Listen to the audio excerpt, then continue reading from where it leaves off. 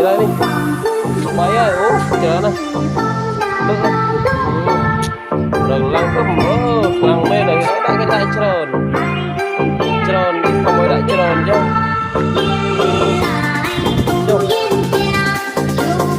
trâu đó đi rosal kia rosal đây hàng trâu rosal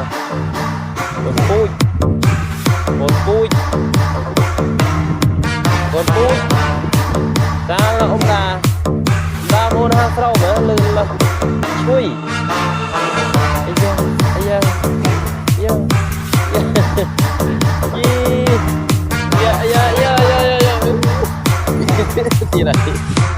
gì này